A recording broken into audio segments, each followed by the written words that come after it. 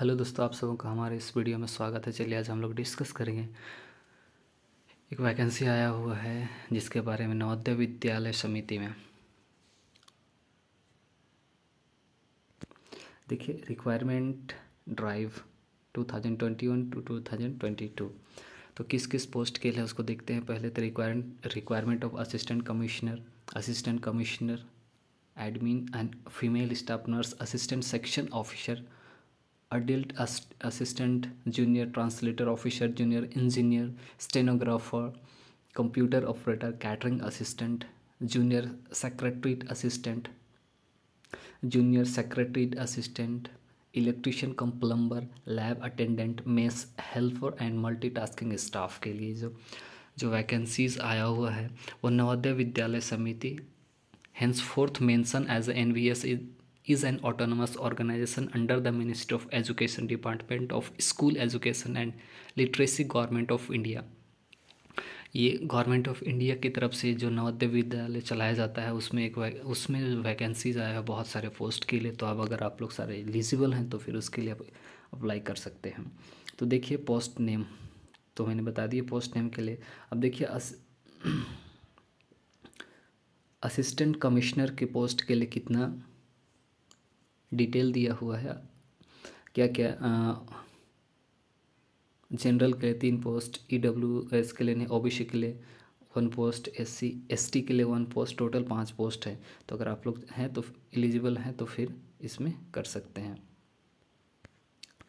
अब देखिए assistant commissioner admin group A के लिए है, उसके लिए जनरल के 2 पोस्ट है, सिर्फ जनरल का ही पोस्ट है। स्टाफ नर्स जो फीमेल हैं उनके लिए है, जनरल के 35 पोस्ट, EWS के लिए 7 पोस्ट और OBC के लिए 22 पोस्ट, SC के लिए 12 पोस्ट, ST के लिए 6 पोस्ट। तो टोटल जो 82 पोस्ट है इसमें, 82 टोटल 82 पोस्ट है। अब देखिए असिस्टेंट सेक्शन ऑफिसर के लिए है तो बहुत सारा पोस्ट है। सेक्शन ऑफिसर का पोस्ट है, अडल्ट असिस्टेंट ग्रुप C का पोस्ट है, यहाँ पे दिख रहा होगा ग्रुप C का पोस्ट है। जूनियर ट्रांसलेटर का पोस्ट है, उसके बाद जूनियर इंजीनियर का पोस्ट है। सिविल, ध्यान रहे सिविल के लिए सिर्फ है, तो पोस्ट बहुत सारा है। स्टेनोग्राफर के लिए है, यहाँ पे दिख रहा होगा स्टेनोग्राफर। देखिए कंप्यूटर ऑपरेटर के लिए है, कैटरिंग असिस्टेंट के लिए है, junior secretary assistant group C के लिए भी है।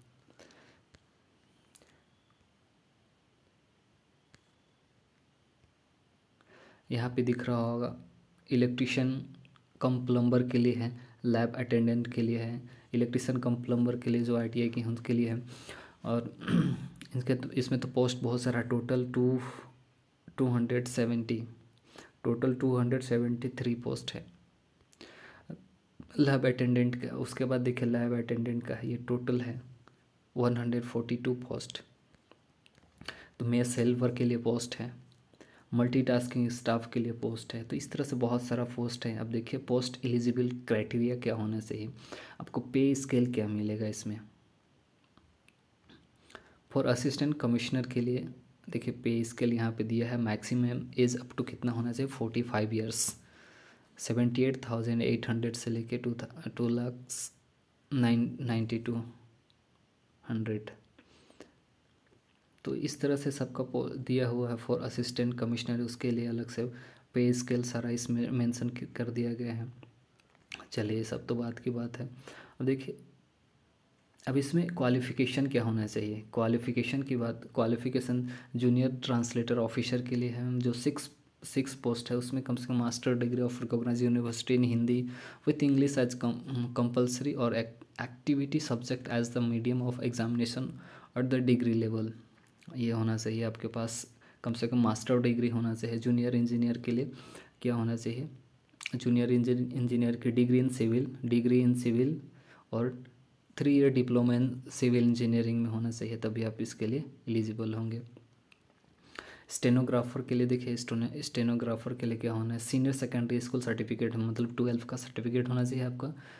शॉर्ट हैंड स्पीड होना चाहिए 80 वर्ड्स पर मिनट्स।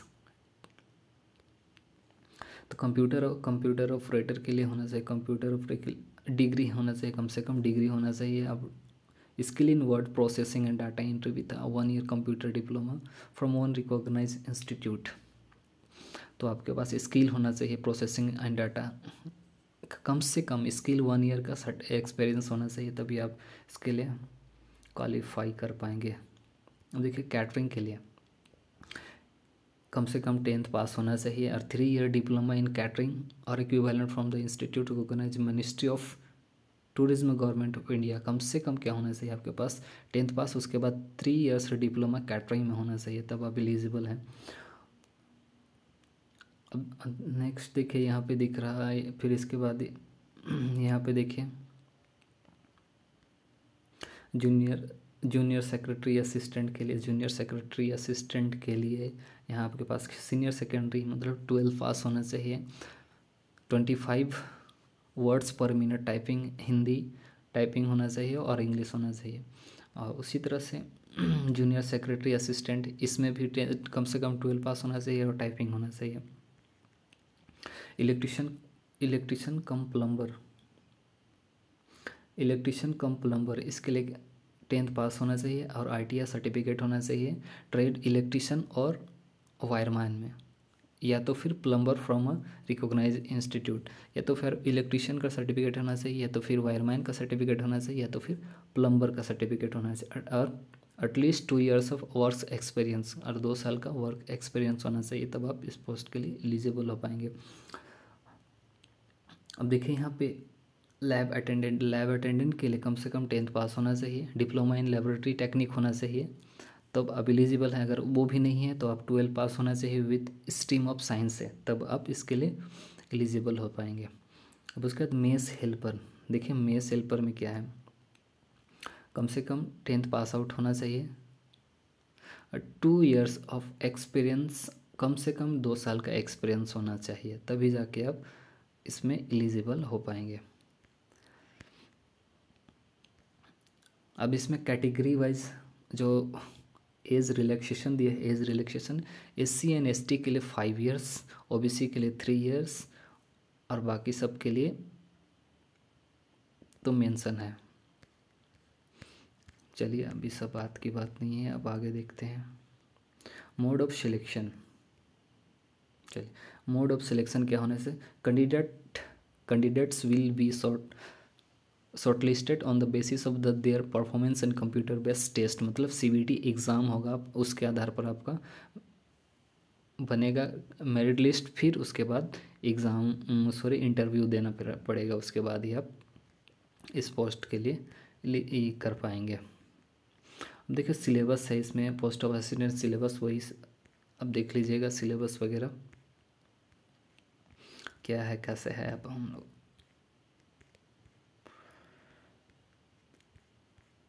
अगर आप लोग कंप्यूटर टाइपिंग के लिए जा रहे हैं तो आपके पास टाइपिंग नॉलेज होना चाहिए, रीजनिंग, जनरल एबिलिटी, ये सब तो सब सारे पोस्ट के लिए दिया हुआ है। अब देखिए यहाँ हाउ टू अप्लाई, अब अप्लाई करने का तरीका, how to apply, candidate are required to apply online through NVS website at www.navodaya.gov.in। तो इसका नवोदय विद्यालय का ऑफिशियल वेबसाइट है, उस पर जाके आप अप्लाई कर सकते हैं। और याद रहे